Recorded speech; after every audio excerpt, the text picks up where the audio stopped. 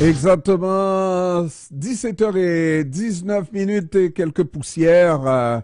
Toujours fidèle à l'heure juste, docteur. Comment ça va, docteur Georges L'Espérance, qui est président de l'Association québécoise pour le droit de mourir dans la dignité. Bon après-midi, docteur Georges L'Espérance.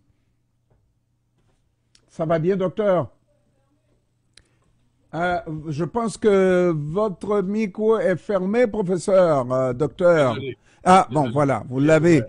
Alors, je vous ai dit bonsoir, professeur. Bon après-midi, ça va?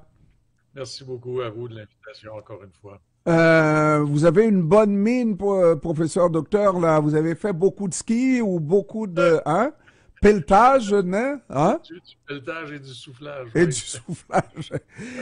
Et puis, c'est cette statistique qu'on peut commenter. Ce sont les Québécois qui ont le plus recours à l'aide médicale à mourir, n'est-ce pas?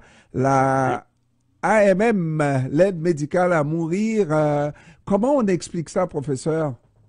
Ben, en fait, ça fait déjà au moins 2 ans que nous savons, que nous connaissons ce type de chiffres-là.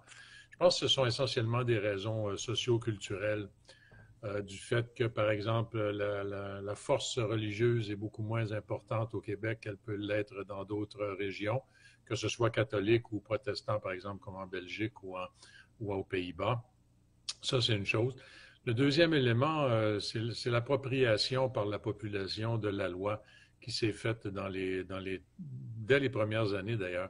La population s'est bien appropriée ça. Dans un contexte aussi comment dire, je pense que nous avons une société progressiste et les gens sont très attachés, la population est très attachée au concept de contrôle sur sa propre vie. Et encore une fois, comme je vous le dis, il y a plusieurs éléments socio-culturels. Je ne suis pas sociologue, donc je ne m'aventurerai pas plus longtemps dans ce domaine, mais ça me paraît essentiellement des raisons socio-culturelles. Oui, ça c'est pour le Canada, mais si on se compare Au avec ce qui se passe à l'extérieur, docteur Georges L'Espérance, on va se classer de quelle manière? Ben, au Québec, d'ailleurs, nous avons plus d'aide médicale, plus de décès par aide médicale à mourir que dans le reste du Canada. Donc, Oui, les mêmes réflexions s'appliquent. Moi, pour ma part, en tout cas, ça ne me touche pas du tout. docteur, Finalement, j'ai parlé, je m'excuse, du reste du monde où on applique des lois semblables, l'aide tout à médicale fait, à mourir. vous avez raison, mais il faut faire attention. Les Pays-Bas et la Belgique ont des lois depuis plus de 20 ans.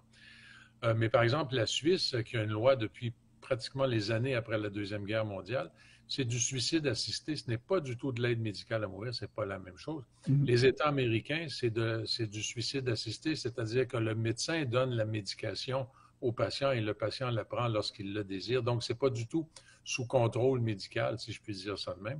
En Suisse, c'est la même chose. Et il y a plusieurs pays qui sont comme ça. Donc, moi, ça ne me Mais pose aucun problème. entre nous, docteur, une méthode en vaut une autre. Hein? Là, je suis pas tout C'est à fait. Faut toujours bien la, le faire. Ouais. Faut bien le c'est faire. toujours la volonté. J'aurais préféré une assistance. Mais Oui, quand vous avez l'occasion de l'avaler, vous l'avalez, et puis voilà.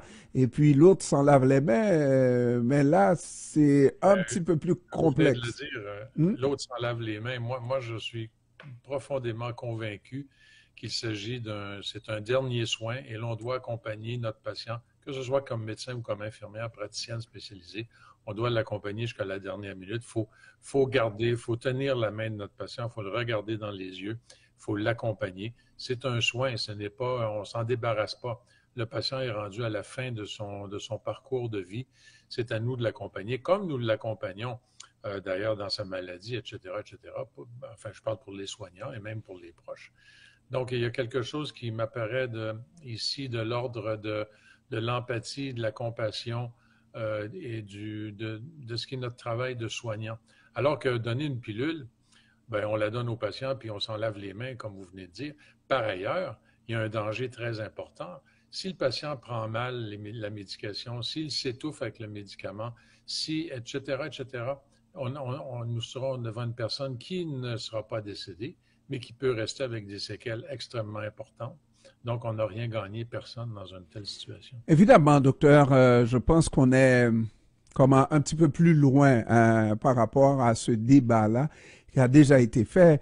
Mais lorsqu'on regarde cette situation-là, on se dit, moi-même, j'ai dans mon entourage quelqu'un à qui on donne de mois en mois une date de péremption de fin de vie, et puis il est toujours là, parce qu'il avait fait le cycle des traitements normaux, de chimio, etc. Et finalement, on est passé au stade de traitements expérimentaux et ça n'a pas fonctionné. Et là, à la fin, on lui dit, non, il n'y a plus rien pour vous. Il dit non. Le patient qui est très chrétien, n'est-ce pas, qui dit non, non, non, non, moi je veux retourner au stade du départ, c'est-à-dire avec les traitements dits normaux. Et puis, mais on lui dit de toute façon, vous en avez pour un mois, selon toutes les... Et ça fait de mois en mois, là, ça fait facilement 6 mois, 7 mois au point où les médecins commencent à regarder de l'autre côté lorsqu'ils le croisent pour ces traitements. Non. Oui, mais en fait, il y a plusieurs. Écoutez, ça ne signifie qu'une chose, M. Pierre, c'est que nous, comme médecins, si le patient est en train d'agoniser, nous sommes à peu près bons dans le pronostic. Mais pour le reste, les pronostics que l'on fait sur une maladie X, Y, Z, c'est toujours statistique. C'est une question de statistique, c'est une question de moyenne. Donc, on se trompe régulièrement sur tel ou tel individu. Que ce soit parce qu'on prédit, entre guillemets, parce qu'on prévoit sa mort dans quelques jours, alors qu'il est encore là quelques semaines plus tard, ou au contraire, qu'on dit, bon, ben, vous avez encore pour quelques mois devant vous et le patient décède la semaine suivante. Tous les gens qui ont accompagné des patients en soins palliatifs savent très bien cette problématique. Nous sommes mauvais pour évaluer le décès d'un patient ou la période du décès d'un patient. Pour un patient donné, nous sommes bons sur les statistiques. Si vous avez telle maladie, avec tel traitement, statistiquement, vous avez tant de chances de survie et votre décès va arriver après tant de temps. Mais pour chaque individu, c'est une loi individuelle qui compte chaque individu. Vous parlez de loi individuelle et non de mystère, parce que pour vous, c'est cartésien et puis les choses doivent se faire malgré que vous voyez effectivement qu'il y a des cas difficiles à cerner, n'est-ce pas, et ça ne rentre dans aucune statistique. Et malgré tout, vous tenez à cette ligne de statistiques. Et c'est vrai, c'est quelqu'un qui travaille avec nous dans l'équipe ici, qui nous dit, on me considère comme une statistique, et parce que c'est comme chaque fois qu'il croise les médecins traitants avec qui il a fini par développer de bonnes relations. Ça fait quand même 4 ans, presque 4 ans qu'il est suivi. Et on lui dit, mais vous devriez partir.